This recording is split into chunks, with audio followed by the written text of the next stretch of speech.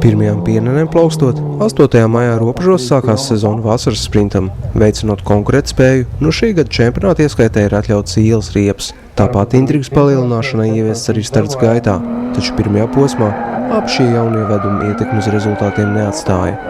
Par piemēru ieskaitē līdz 1,8 litriem sacensība norisinājās starp pērno čempionu Jānis Kuiņu un vicečempionu Imantu Firstu. Pārāks bija Imants. Treniņi nekādi nebija. Kā atbrauc uz iepazīšanās braucienu, tā iepazinās un aiziet uzreiz. Jā, tāpēc tas fakts, kad Kuiņš pirmajā braucienā tomēr tev atzina. Jā, tur nokļūdījos un tā sanāca, bet pēc tam jau kaut kā pieredu un aizgāja tā lieta. Kuiņš otrais. Pirmo braucienu gan uzvarot, otrajā tomēr viņš nespējais sevis noturēt Firstu. Drusciņ pietrūka. Pēdējais aplis nebija tik labs, kā gribētos, un tāds ir autosports. Kur samisējiet?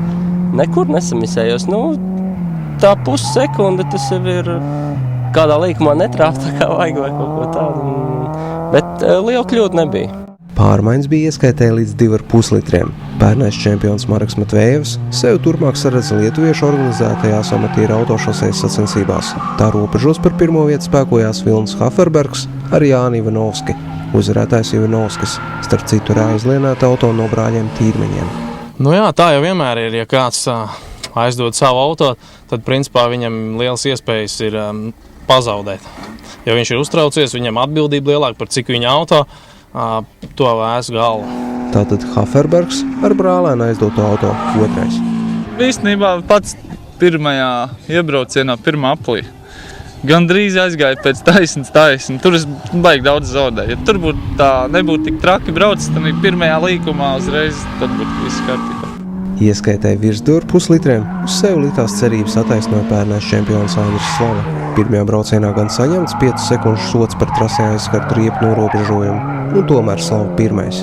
Sezonu esam ļoti veiksmīgi iesākuši, un vienīgais tas, ka šodien bišķiņ tāda ķibelīte sanāca ar sodiem kaut kādiem pamatotiem vai nepamatotiem, tas tā kā bišķiņ izsita no ritma un otro braucienu tā kā nevarēja tā saņemties. Otrais te Daniels Baltais, kurš jau pirms gada nosolījās. Mērķis viņam būs tāds pats kā Slavam.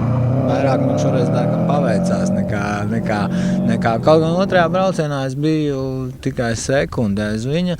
Principā sanāk, ka ar 250 zirgspēkiem pat kaut kādiem 400 zirgspēkiem var cīnīties tomēr, mierīgi. Baltais arī uzvarētājs ieskaitē ar sliku riepām ekipētiem auto virs 2,5 litriem. Otrajā slika ieskaitē līdz 2,5 litriem. Labākais Jānis Nordens.